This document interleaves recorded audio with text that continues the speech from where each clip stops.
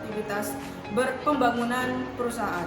Pendanaan adalah inovasi finansial dalam pendapatan untuk pengembangan produk, manufaktur, ekspansi, penjualan dan pemasaran, ruang kantor, dan investasi. Jadi, pendanaan perusahaan adalah suatu proses pengumpulan dana untuk melaksanakan suatu kegiatan dalam perusahaan. Yang kedua, ada macam-macam sumber dana. Sumber dana dibagi menjadi dua.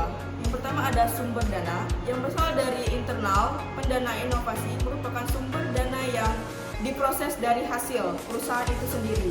Misalnya dari laba di tanah atau dari arus laba yang lain. Yang kedua itu ada sumber dana yang berasal dari eksternal. Pandangan eksternal dapat diambil ketika dana internal tidak mencukupi atau hanya untuk menjaga kas tersebut. Sumber dana eksternal diperoleh dari luar hasil perusahaan.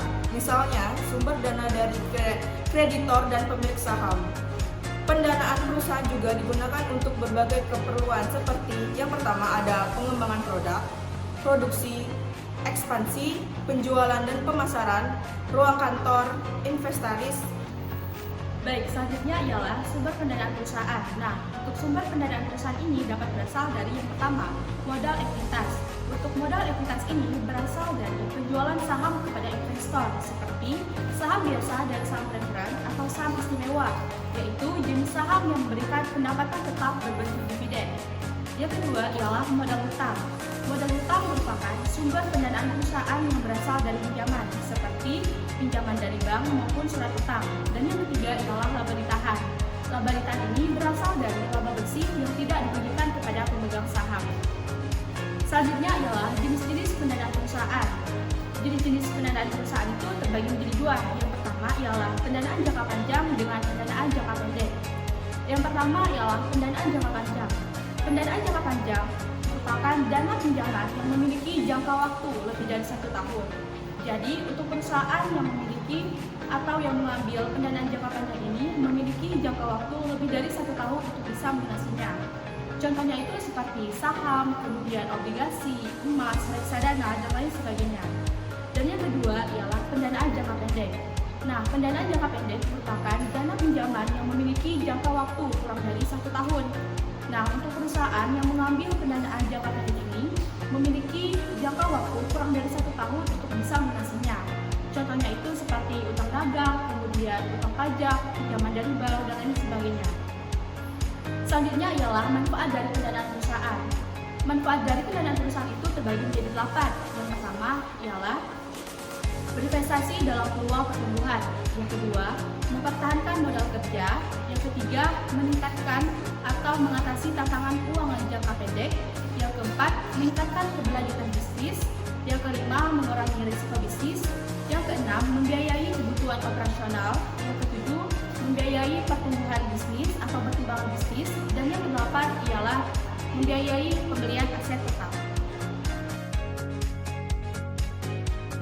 Yang kedua ada pasar modal. Yang pertama ada pengertian pasar modal. Pasar modal adalah suatu sistem keuangan yang mempertemukan antara investor dengan perusahaan atau institusi yang membutuhkan dana melalui mekanisme jual beli instrumen keuangan seperti saham dan obligasi.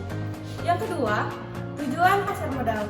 Tujuan pasar modal adalah untuk menciptakan mekanisme pendanaan yang efisiensi dan meningkatkan pertumbuhan ekonomi. Yang ketiga, manfaat pasar modal.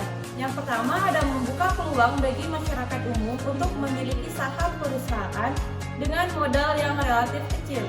Yang kedua, keterbukaan dan profesionalisme perusahaan. Maksudnya, perusahaan yang terdaftar di pasar modal wajib bersikap transparan dan profesional dalam pengelolaan keuangannya. Yang ketiga, wahana investasi bagi investor, bagi individu atau institusi yang memiliki kelebihan dana. Pasar modal menjadi tempat untuk menginvestasikan dana tersebut dengan potensi keuntungan yang lebih tinggi dibandingkan menabung di bank. Dan yang terakhir, ada jenis pasar modal. Jenis-jenis pasar modal yang umum antara lain yang pertama, pasar pendana. Pasar pendana adalah tempat di mana efek atau surat berharga pertama kali ditawarkan kepada publik sebelum tercatat di bursa efek. Yang kedua, pasar sekunder. Pasar sekunder adalah tempat di mana saham-saham yang telah tercatat di bursa efek diperdagangkan. Harga saham di pasar sekunder dapat dipengaruhi oleh berbagai faktor seperti kinerja perusahaan, kondisi industri, dan faktor makroekonomi lainnya. Ketiga, yaitu pasar ketiga. Pasar ketiga adalah tempat perdagangan saham yang sudah terdaftar di bursa, namun transaksi dilakukan di luar bursa atau over the counter atau OTC antara investor, institusi atau individu besar dengan perusahaan pialang atau perusahaan perantaraan antar pembeli dan penjual dalam suatu transaksi. Keempat, yaitu pasar keempat. Pasar keempat adalah pasar di mana investor institusi besar seperti dana pensiun atau perusahaan asuransi melakukan transaksi langsung antara mereka tanpa menggunakan perantara pialang atau bursa efek. Kelima, yaitu pasar obligasi. Pasar obligasi adalah jenis pasar modal di mana instrumen utang seperti obligasi pemerintah, korporasi, dan obligasi daerah diperdagangkan. Investor yang membeli obligasi mendapatkan bunga secara berkala sebagai penghasilan tetap. Yang keenam, yaitu pasar derivatif. Pasar derivatif adalah tempat di mana instrumen turunan di aset dasar seperti saham atau komoditas diperdagangkan. Instrumen ini mencangkup kontrak berjangka futures, opsi, dan swap. Yang ketujuh ada pasar valuta asing. Pasar valuta asing adalah pasar tempat perdagangan mata uang antara negara berlangsung. Yang ke-8 ada pasar reksadana. Pasar reksadana adalah tempat di mana produk reksadana ditawarkan kepada masyarakat sebagai sarana investasi.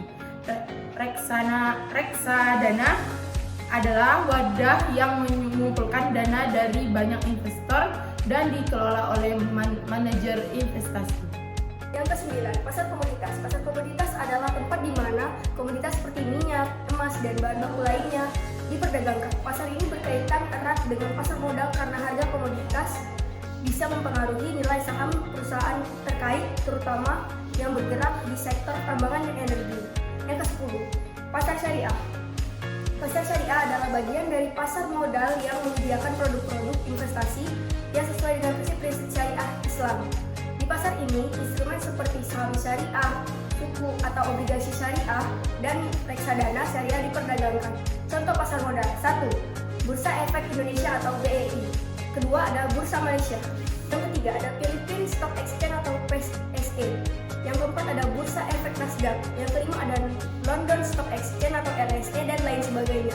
Kesimpulan, pendanaan perusahaan dan pasar modal saling berkaitan karena pasar modal sendiri merupakan salah satu untuk perusahaan mendapatkan dana. Keduanya saling dibutuhkan baik dengan adanya pendanaan perusahaan dengan menentukan arah pertumbuhan dan stabilitas di suatu perusahaan. Sementara pasar modal sendiri selain dapat memberikan kesempatan investasi bagi masyarakat juga bisa menjadi sarana pendanaan baik untuk perusahaan, pemerintah maupun lembaga lainnya.